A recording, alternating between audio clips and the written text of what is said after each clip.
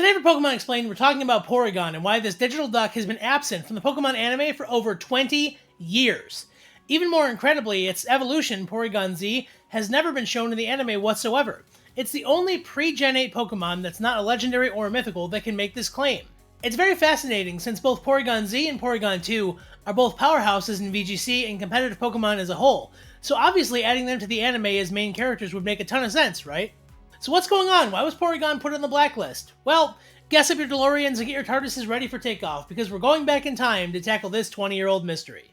But first I just want to take a second to ask that if you like the videos we produce here on the channel, please consider subscribing. It may seem small and unimportant, but in reality it helps the channel a ton, and allows us to keep growing as a channel, and allows us to keep producing videos like these. Plus you get the added benefit of seeing all of our videos as soon as they drop, and you get to become part of our amazing Pokemon community. Alright, now that's out of the way, let's talk about Porygon.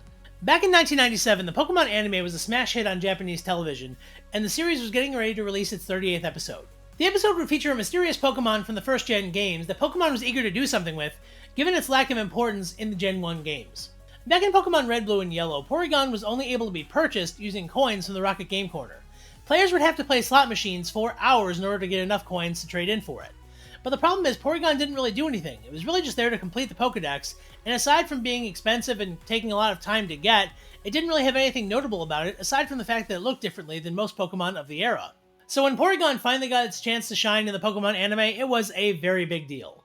In the episode titled Computer Warrior Porygon, or more commonly, Electric Soldier Porygon, Ash and the gang discover that the Pokemon transporter system is malfunctioning. The cause of the malfunction is actually a Porygon that was kidnapped by Team Rocket and was used to spread viruses throughout cyberspace.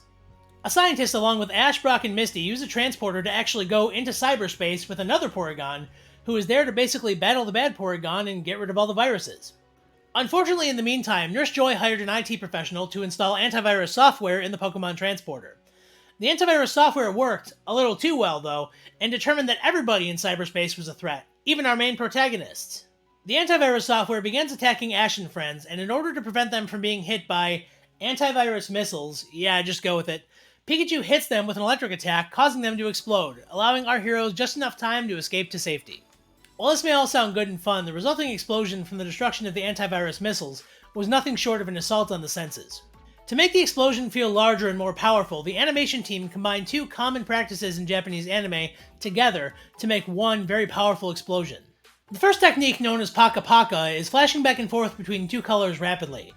This is generally used by animation teams to amplify the levels of energy and excitement within a scene. The second effect is known as Flash and is basically just using a strobe light effect to amplify the intensity of a scene. While each of these techniques were used individually in Japan many times before with no problems, the combination of the two created a very overwhelming effect that unfortunately had a great deal of side effects on the children watching when the episode aired. Some of the viewers who were watching when Pikachu detonated the torpedoes experienced blurred vision, headaches, nausea, and dizziness, while others experienced blindness, convulsions, seizures, and even loss of consciousness.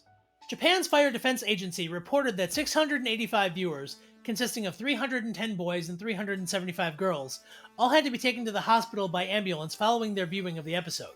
Although many viewers recovered on their way to the hospital in the ambulance, over 150 of them were admitted to the hospitals. News of the incident spread throughout Japan like wildfire, and it wasn't long until everyone knew what had happened.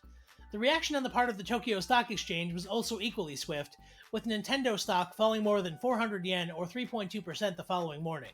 The following day, the TV station TV Tokyo issued an official apology to the Japanese public, suspended the show, and said it would investigate the cause of these seizures. As a result, the Pokemon anime went into a 4-month hiatus. When the anime resumed, the previous 37 episodes had been re-edited in order to remove excessive flashing lights from their programming. Additionally, many Japanese television broadcasters came together with the United Kingdom's Independent Television Commission in order to establish a series of guidelines for future animated programs. Some of these guidelines were that flashing images, especially those containing red, should not flash more than 3 times per second, and for those colors not containing red, they should be contained to 5 times per second. Additionally, any flashing images should not be displayed for more than 2 seconds, and stripes, whorls, and concentric circles should never take up a large portion of the television screen. Despite the positive changes that were made, the episode was pulled from circulation and was never shown in Japan again. International broadcasters followed suit, and the episode was banned in all countries outside of Japan for fear that the incident may happen again. The name Porygon instantly became synonymous with the incident in Japan due to the fact that the name of the Pokemon appeared in the title of the episode. Everyone except for fans of the anime who had actually watched the episode blamed the fact that the incident happened on Porygon appearing on screen, despite the fact that Pikachu is the one who caused the entire problem.